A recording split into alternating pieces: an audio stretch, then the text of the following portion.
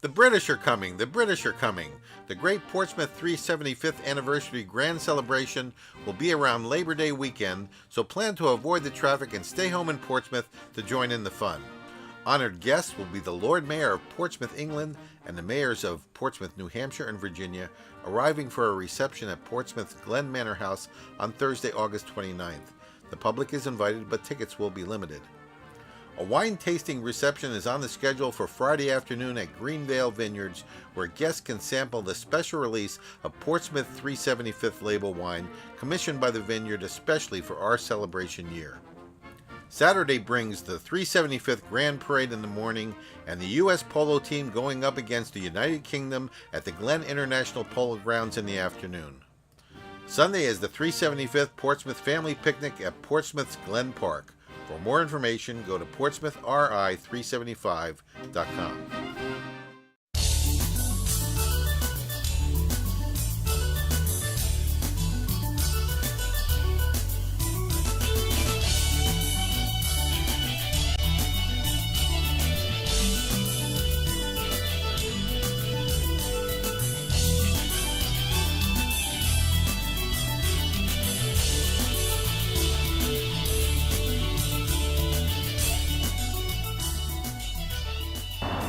Hi, I'm Doug Smith. This is Portsmouth This Week. Today is the 21st of June, 2013.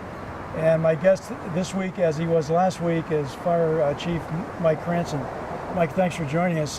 This is part two of our kind of look at the firehouse, and you've been showing us around all this kind of stuff. I can't tell you how much I appreciate it. I think the public will look at you guys with new eyes because they see all the things you guys have to work with. Well, thanks, Doug. We certainly appreciate the invitation, and we're happy to be able to get this information out to everybody. I think what we'll do today is probably we'll go upstairs and start in the Emergency Operations Center. That'd be great.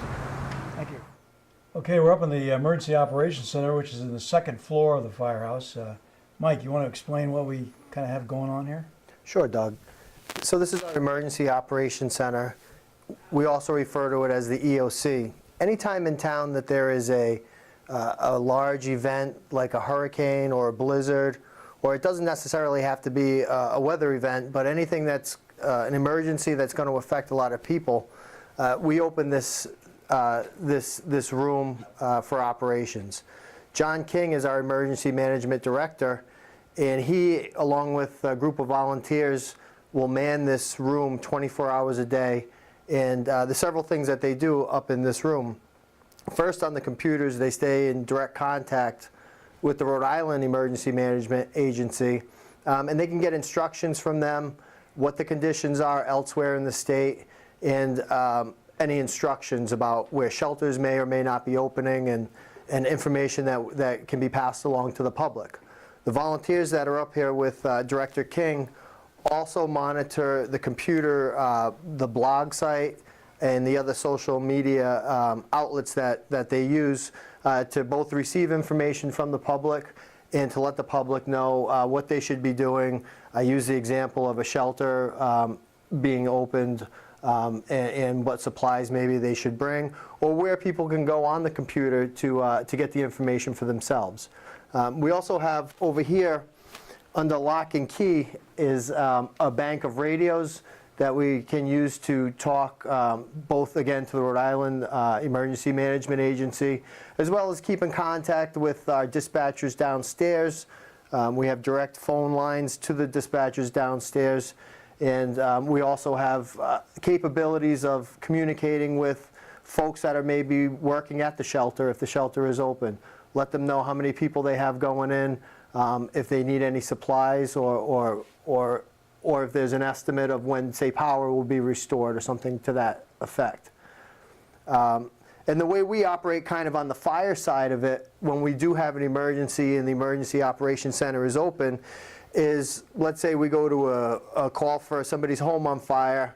I go out along with the firefighters, and we arrive on scene, and to use a real-life example, maybe we have a road that's blocked from downed trees and snow, and it's impassable to our firefighters and our apparatus.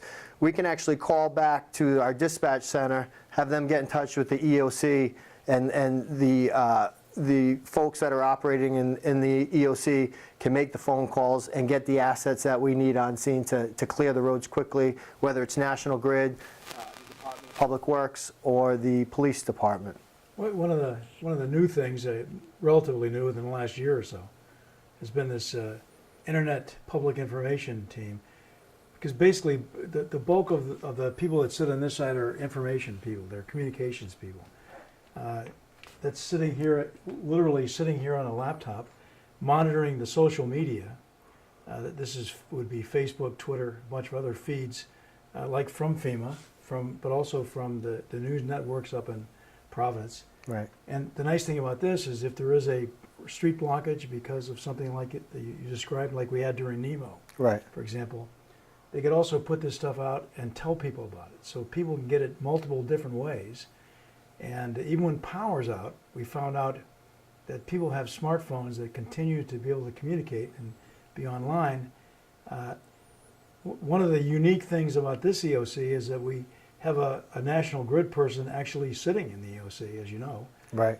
And we were able to tell him when power was coming up faster than he could get it from his own sources. Right. So it was really kind of cool. And it was very cool, and I witnessed that firsthand, and it was a valuable asset both to our folks in town and to the National Grid representative who was sitting here. yeah, and I think we're still learning how to kind of best use this tool. But then you got a big conference table here.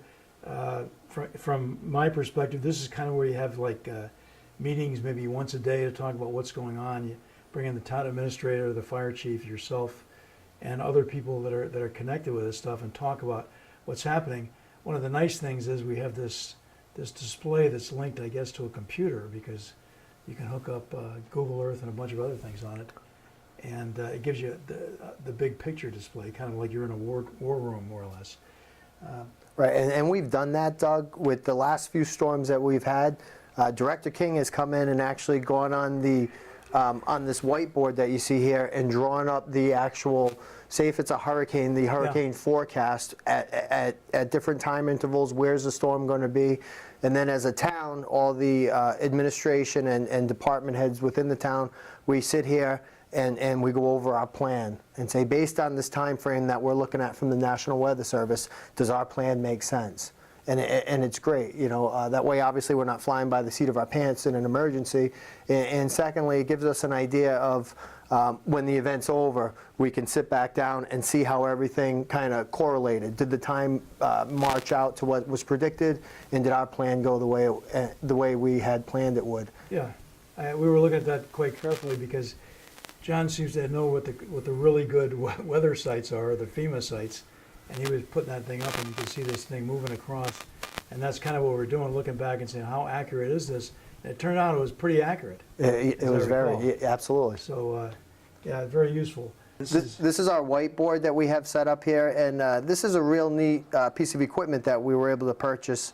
It's hooked up to a computer, and it actually, we go on this and link into the Rhode Island Emergency Management Agency, and get up-to-date information from them. But we can also go into like Google Earth or zoom in on a satellite picture of a specific address.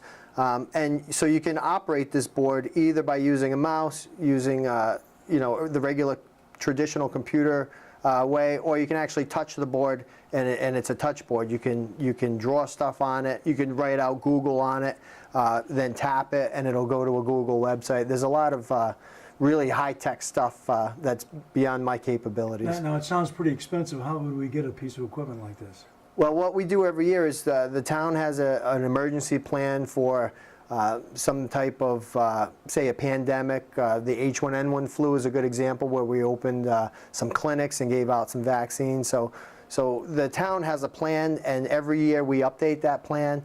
And we run exercises with the state and with our own folks to make sure everyone's ready to respond and knows what the plan is. And when you conduct those kind of trainings and update your plan every year, the state actually gives us money to use to kind of upgrade our training and make us better in the event of an emergency like that. So we use that money and we bought this piece of equipment with it. Yeah, very good, because you need something big so you can brief people at the table and also so everybody else in the room can kind of see what's going on. Right. There's no one in this fire department who's getting any younger, so when we all huddle around one of those small computer screens, it gets a little tricky sometimes. Yeah. So, You know, this I just noticed you got the NOAA, I guess, weather up here right now. This is currently today, you know, Friday the 21st. This must be a major storm area coming across the Midwest, and this is kind of what the hurricane stuff looks like when we're seeing it. right, absolutely.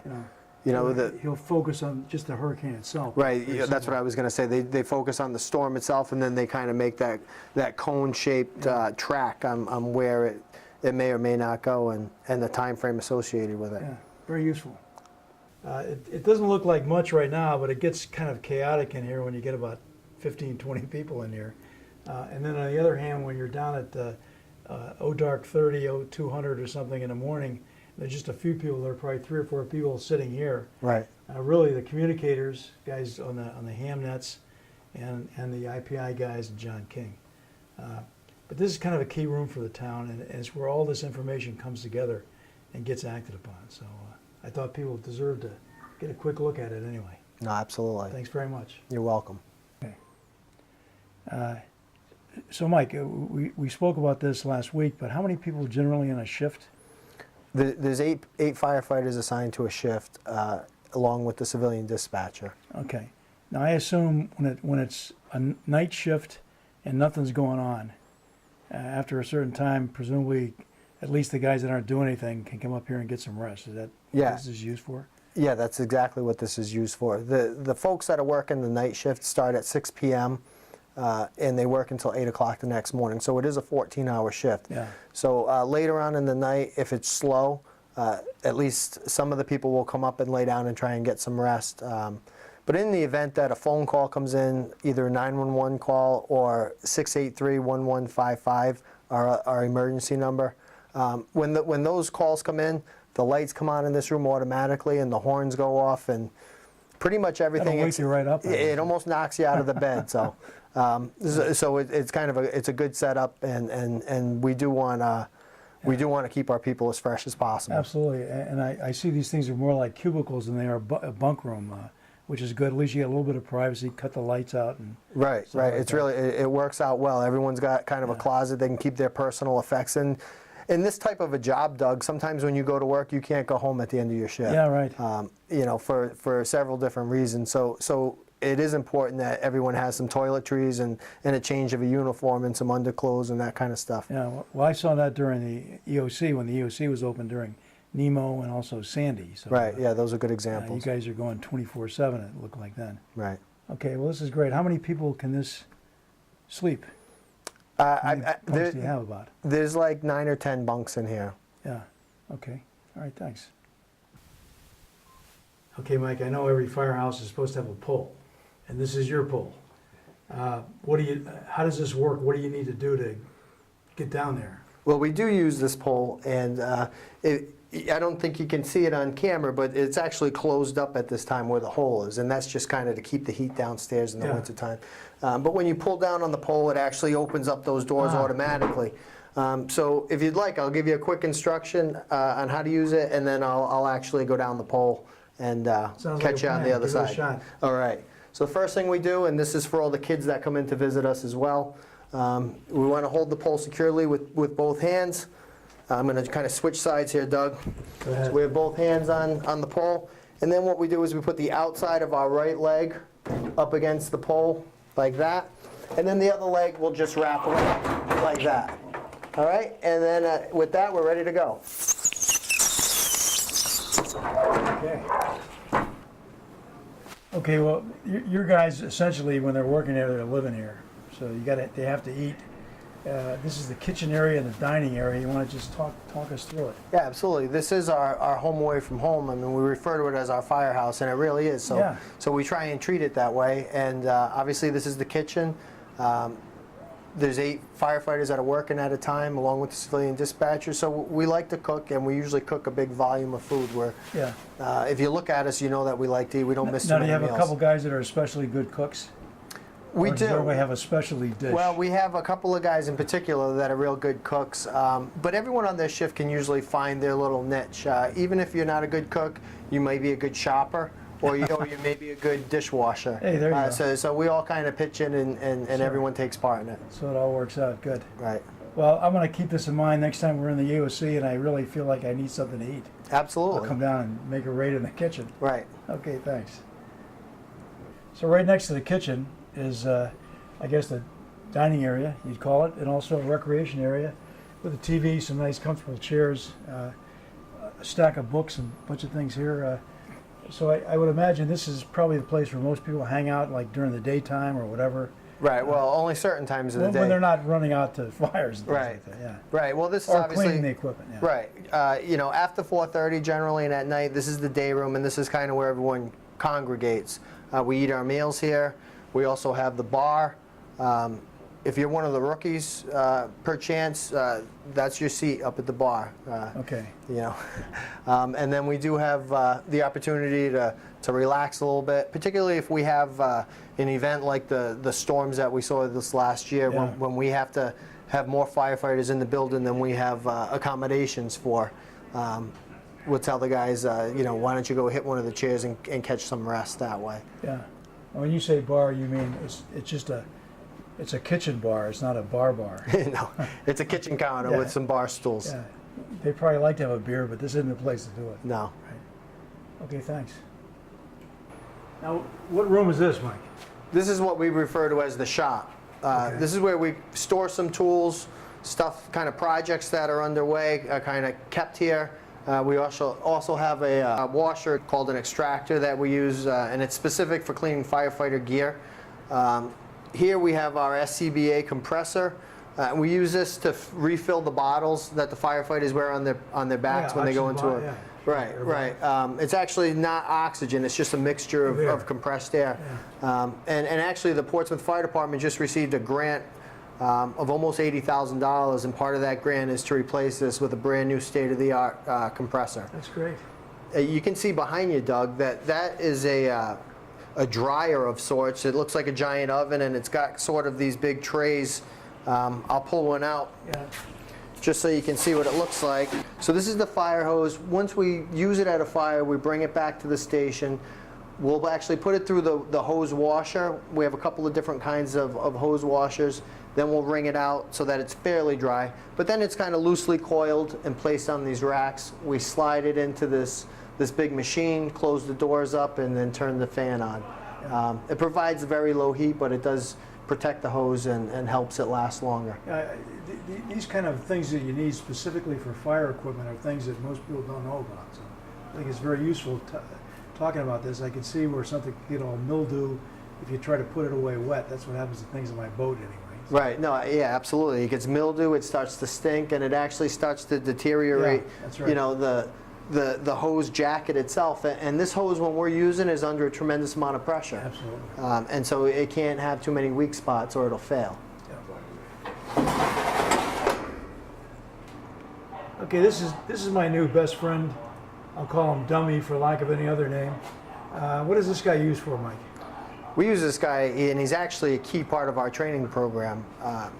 He's lifelike, obviously, to look at, but he weighs about 160 pounds, and if we dress him in firefighter gear, then he weighs over a couple 100 pounds. So he simulates a person very well then. Yeah, so we use him when we do smoke drills or blackout drills where we black out the firefighter's mask, and we have to go and do a search pattern, find either a downed firefighter or a civilian, and then see how realistic it is to try and get somebody out of a building when you're working hard. You're down on your hands and knees, and you're wearing over 100 pounds of gear. Yeah, and you got to pull somebody out that's wearing the same kind of gear. Exactly. Yeah, very impressive looking. I wouldn't want to walk in here on a dark night. This guy would scare the heck out of me. I can tell you, Doug, it's happened to me more than once. Okay, we're back inside, and this piece of apparatus, obviously it's a boat. Is it a 29-foot? It's a 19-foot 19-foot Boston whaler. It's our Marine One is what Okay, we refer to it as. You can obviously it's on a trailer. We hook it up to a utility pickup truck, and then we tow it to a ramp or to like Macquarie's Beach, and we typically use this boat to cover anything in the Sakonnet River. It's pretty quick access-wise, and it's a good sturdy boat.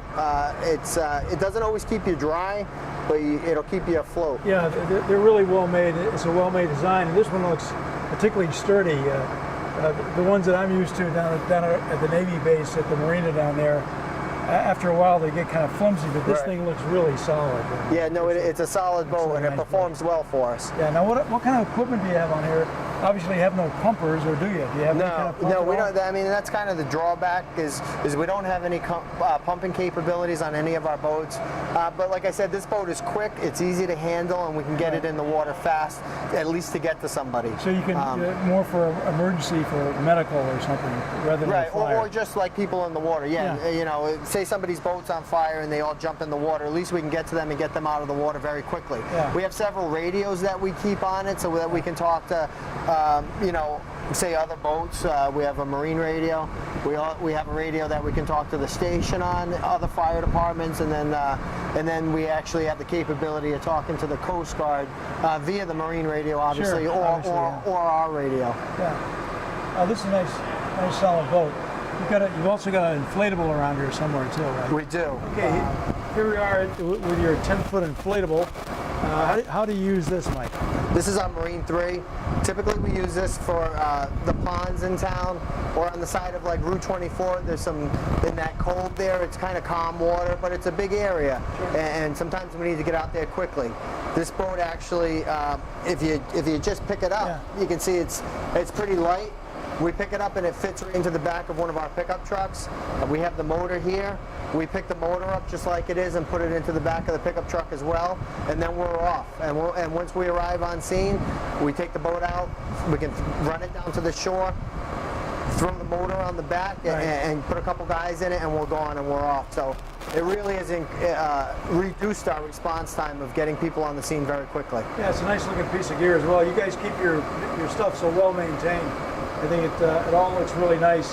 I can tell you from a boater standpoint, I've got a little bit smaller one of these. It's hard just keeping it clean here. Plus I fold it up in the winter, which may not be the way to do it. But this is pretty good. Thank you. Okay, we're outside in the back of the firehouse now, and they got the ladder truck up, and the ladder's extended partly at least. Is this part of just training, or are they just going through? Every month, each shift is assigned several drills. So this is one of them this month. But we also have some new firefighters. We have 3 new firefighters that are still in their training period. And so they're getting ready to go on a shift and to start to actually count towards manpower. So this is part of kind of the final examination process for them as far as the practical skills go. Sure. So if you just take a quick look, over behind that car, you can kind of see we have a fire hydrant there, and that's where the hose is coming out of. Oh, yeah. All right? We have an engine over there because if we were at a scene and we had a fire hydrant that was at the top of a hill and didn't give us a whole lot of pressure, we could take it into our engine, boost up the pressure, and then send it to our ladder truck. Okay? Then if you follow that hose that's full of water, it comes into the side of this ladder truck. I can see where the guy's pumping it out there and then it's going up into our ladder pipe, and you can see him squirting it. Yeah. So we'll typically use this at a large fire where we have a heavy volume of fire. Maybe we've pulled all of the firefighters out of the building and we're doing what we refer to as a defensive operation. And we can flow a ton of water this way, but you need a good water source. Yeah, and it also gives you a different angle in the fire maybe, which might help get some of that stuff. Absolutely. We can have guys up in that bucket, and it's actually a joystick type configuration in that bucket, and you move that nozzle that's coming out at the top of the bucket. So you can actually sweep back and forth and sweep up and down. I was quite impressed when they brought the ladder truck down to we had an event down at Klimm Park at Kite Festival. They did the picture of a Portsmouth heart. Right. And I'll tell you, I was amazed. These guys came down and they pulled out all that stuff and got set up in like, 2 or 3 minutes. It was so quick. It was almost like they were choreographed, which I guess they are. Yeah, absolutely. I mean, training's everything for us because we usually don't have time to spare when we really need it. Yeah. Mike, I know you guys do a lot of training in here, and one of the places that's obvious when you drive in here. Right now, you can see in the background we got the ladder truck up doing some training with spraying some water on, what could be a fire. But the other thing is this big tower up here. Now, what was that used for in the past? Do you still use it? We still use it. It was built by our own personnel, and what we use it for is actually several different things. We use it for practicing just advancing some hose lines.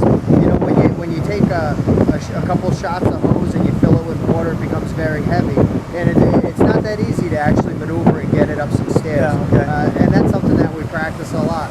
The other thing we practice is if you look up there, Doug, you can see there's some windows. We practice getting people out of those windows from the ladder. We call them pick-off drills, or we'll practice what we call bailout drills, where our firefighters may have to take a line, wrap it around themselves, tie it off, and get out of the window. Rappel off. To get out, if they find themselves in a bad situation, and they need to get out of there quickly. So we use it for kind of several different things. We use the mannequin that we saw in the back shop as kind of trying to get it up and down the stairs. And it's pretty realistic. We can smoke that tower up, so it makes the visibility a little bit difficult, and it makes the training more realistic. Yeah, it sounds a lot like boot camp to me. But, it is. We want. But you got to keep it. You got to keep it going. I think our goal is to make it very realistic and very safe at the same time. So we have to kind of weigh the risks and benefit of doing it, but it's important stuff, and I think it's paid off well for us. Well, and I think too. I think of all the public services, you guys have to be in the best shape of all because of what you have to do. I mean, this is something this is something you need people in good shape for. Right. I think you need to have a little bit of strength, and you definitely need to have some cardiovascular endurance. Yeah. Right now, we're also seeing. You were mentioning that this guy could spray the stuff around from this ladder truck. We're seeing it come out the front of the truck as well as from on top of the ladder. Now, is that just something that's open, or is this actually meant to be doing that? That particular thing is just open, but there actually is something on the bottom of that bucket that the guys are in up top that will shoot water straight down, and it provides a water curtain of protection. So this is like a relief valve going off or something. There's a trash line on the front of the truck, and it's got a drain on it that's open. Just remind me not to stand in front of the ladder truck. I think for a while they were actually trying to get us wet. They probably were. Well, it was coming in pretty good. Okay, Mike, well listen, thanks so much for showing us around. I found it fascinating, all the gear you have and all the training you do. I think we're very lucky to be able to see the actual ladder truck up and doing the pumping hooked up to one of your pumper trucks.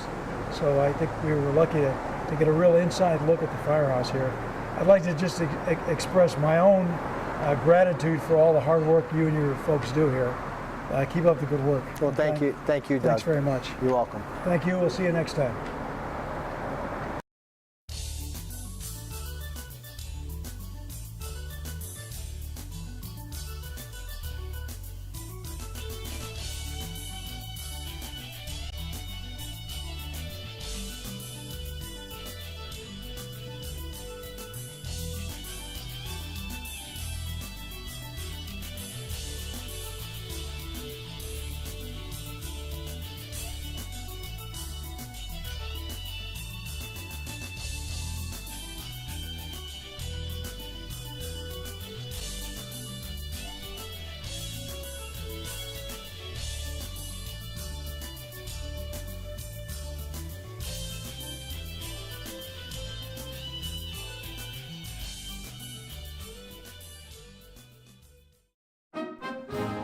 Did you know that the Portsmouth 4th of July fireworks display is put on with public donated funds? Each year, donations collected don't offset the entire cost of the fireworks, and longtime resident Louis Escobar, who is also this year's 375th Parade Grand Marshal, makes up the difference out of his own pocket. Let's help make the 375th July 4th fireworks the best ever by donating to the show. You can help by dropping donations in the fireworks milk cans at the Escobar home on Middle Road, at the DeCastro farm stand on East Main Road, and at the traveling milk can that will be moving around town. You can also send the check to the 375th Committee marked Fireworks. Go to portsmouthri375.com or email info@portsmouthri375.com for more information.